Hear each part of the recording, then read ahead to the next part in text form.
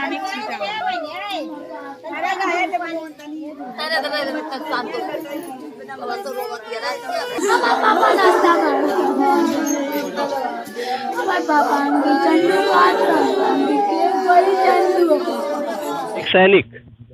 सैनिक वो जो हमारी रक्षा के लिए देश पे खड़ा रहता है, लेकिन जब वह सेवानिवृत्त होकर आता है और प्राइवेट कॉर्पोरेट सेक्टर में जॉब करता है और जॉब करके जब शाम को अपने घर की तरफ आ रहा होता है तो सड़क पर पड़ी निर्माणाधीन सड़कों के लिए बन रही गिट्टियों पर स्लिप कर कर उसकी बाइक गिर जाती है और उसकी डेथ हो जाती है।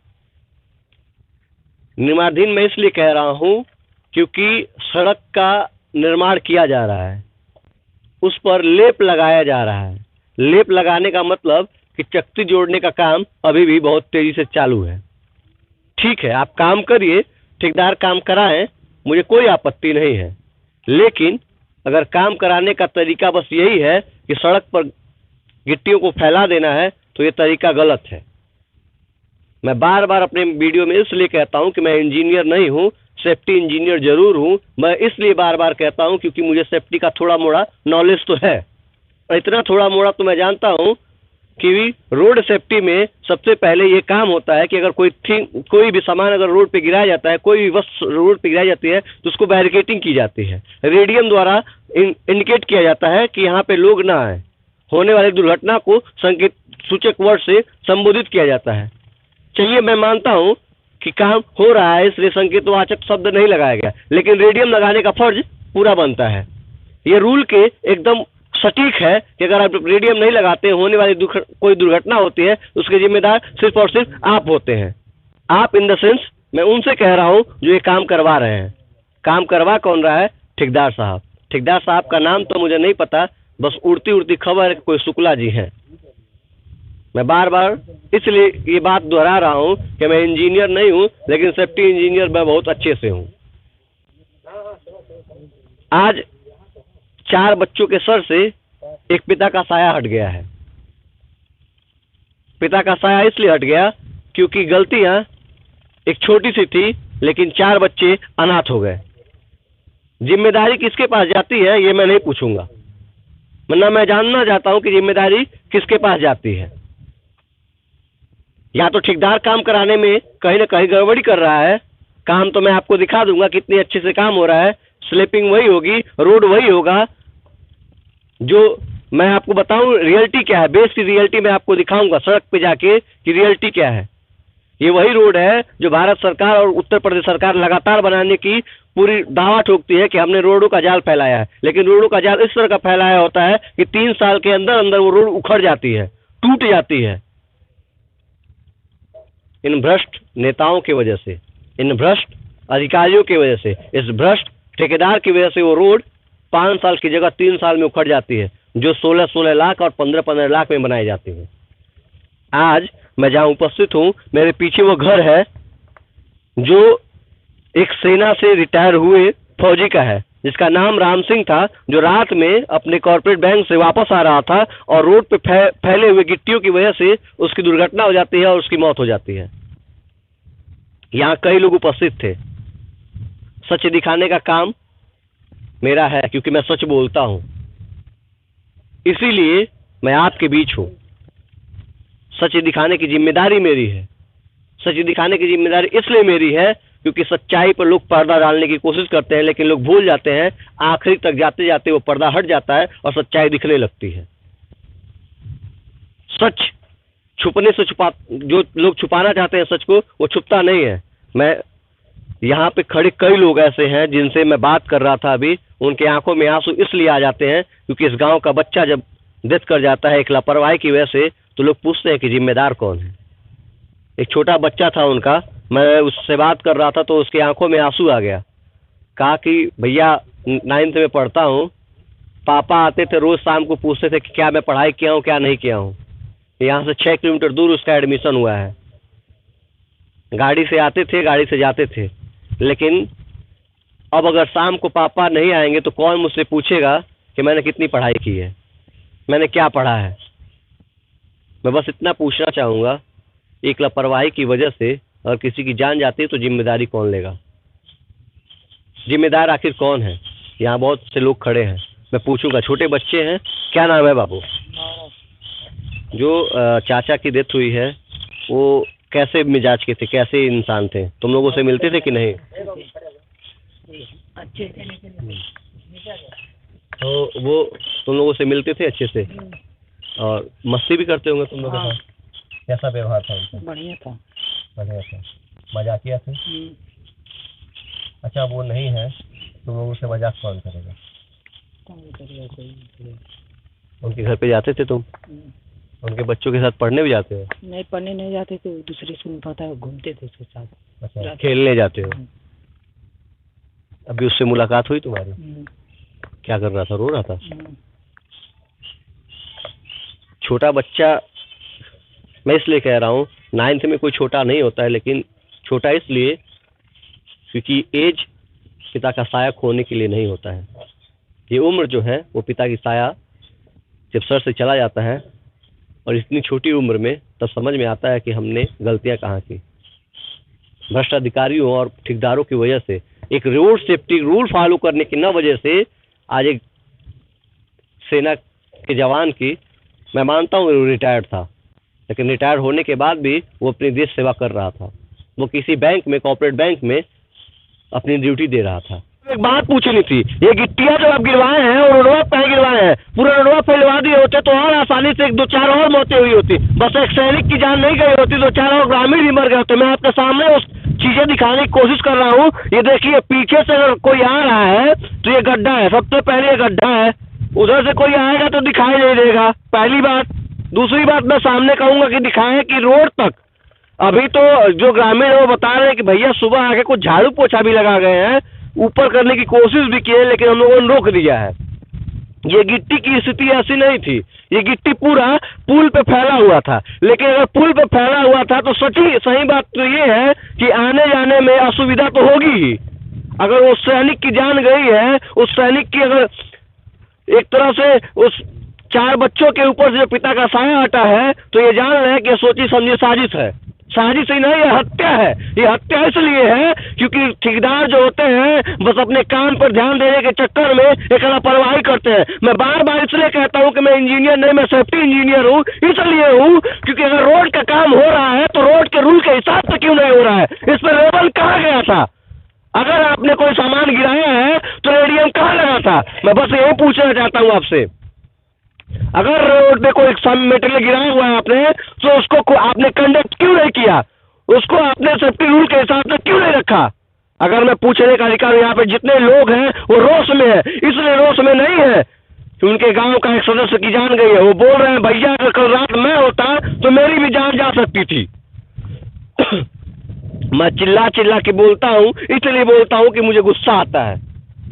सच दिखाने के में मुझे गुस्सा आ जाता है, और आ जाता है इसलिए क्योंकि अगर रोड का काम हो रहा है तो रोड रूल के हिसाब से होना चाहिए, गवर्नमेंट रूल के हिसाब से होना चाहिए। अगर नहीं हो रहा है तो गुस्सा करना मेरा लाजमी है।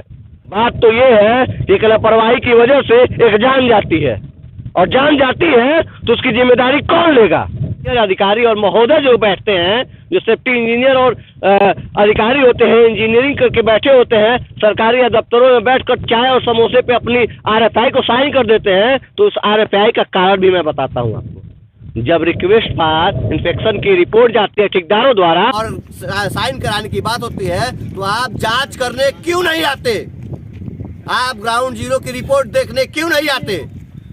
अगर आपको RFI हाथ से साइन करके देनी होती है तो आपको जान की कोई कीमत नहीं पता होगी। एक जवान की जान जाती है सिर्फ आपके खामियों की वजह से, उसकी जिम्मेदारी कौन लेगा?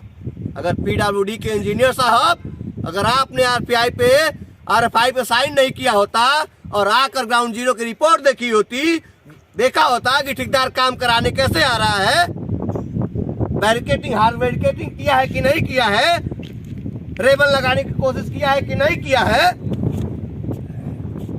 डाइवर्जन का सीन दिया है कि नहीं दिया है, रेडियम लगाने की कोशिश की है कि नहीं की है, तो एक जवान की जान बच जाती। समझ में आया आपको? RFI आप ऑफिस में बैठकर जो साइन करते हैं, उस RFI की वजह से ग्रामीण को पहली प्राथमिकता दी जाती है। पब्लिक के लिए बन रही रोड को सबसे पहले प्राथमिकता दी जाती है सेफ्टी के रूल के हिसाब से, वो पब्लिक को दी जाती है, ना आपके गुड्स को दी जाती है, ना किसी और को दी जाती है। RFI साइन करने के बाद आप भूल जाते हैं कि जिम्मेदारी किसकी होगी। आज इस RFI की वजह से जिस जवान की जान गई है, उस जान के बदले 4 लोग, 4 बच्चे अनाथ हो गए हैं। मैं आपको रूल का पाठ नहीं पढ़ा रहा हूं, मैं आपको सिर्फ RFI का कारण बता रहा हूं। अगर यही काम आप रोड पे कर रहे होते, 4 लेन पे कर रहे होते, तो इमीडिएटली आपको 2.5 लाख का पेनाल्टी लगता एक काम कराने का। एक जान गंवाने की 2.5 लाख की आपको कीमत चुकानी पड़ती। यहाँ क्या पेनल्टी देंगे आप? पेनाल्टी का कुछ सिस्टम बनाया है आपने? बहरहाल मैं आपसे बात करूं, सच दिखाने का जिम्मा सिर्फ हमारा नहीं है, आपका भी सच देखने का जिम्मा है। एक चाचा है, चाचा से पूछेंगे, चाचा क्या नाम है? हमार दुर्बली ना। अच्छा एक बात बताओ, वैसे साइकिल से आवो तो लो, साइकिल हवा में गिर जाए चोट लगी कि ना? लग जाए लग जाए। अगर हो जोन जान गइल बा ओकर जिम्मेदार के बा? अब भाई ये लोग होंगे गिट्टी वाला है, ई वाला बूढ़े चाचा है, 80 साल उम्र होगी, लेकिन उनको पता है कि अगर रोड पे गिट्टी गिरी है तो सही तरीके से नहीं गिरी है। उनको रूल पता है, क्योंकि वो काम नहीं करा रहे हैं। बहुत लड़के हैं यहाँ पे, बात करूंगा सबसे। क्या नाम है आपका? संदीप यादव। अच्छा, ये जो गिरा हुआ है रोड पे गिट्टी, जिसकी वजह से एक जान गई, एक सैनिक की जान गई है, सही है या गलत है? बिल्कुल 100% गलत है। क्या होना चाहिए था? क्या होना चाहिए, सही बताइए। इसमें तो सर देखिए, होना यही चाहिए था, अगर आपने गिट्टी गिरा भी दिया तो तत्काल इसका व्यवस्था कर देते, इसको और ऊपर कर देते। आप पूरे रोड पे गिट्टी डाल के चले गए। अब आप ही देख लो, ये पुल है, आप यहाँ तक गिट्टी गिरा दियो, उसके सामने गड्ढा है, आप देखिए गड्ढा है उसके सामने। अगर आपने गिट्टी गिरवाया तो आपने इसके पहले जो बोला कि ठीक है आप सेफ्टी इंजीनियर है, कितने का आता रेडियम? ज़्यादा से ज़्यादा 100, 200, 300 का आता, 500 का आता रेडियम। आप यहाँ रेडियम लगा दिए होते। रेडियम लगाने में आपको कितना टाइम लगता है? मुश्किल से 2 मिनट लगता। अगर आप रेडियम लगा दिए होते तो आज एक सैनिक की जान नहीं जाती ना, 4 बच्चे अनाथ नहीं होते ना।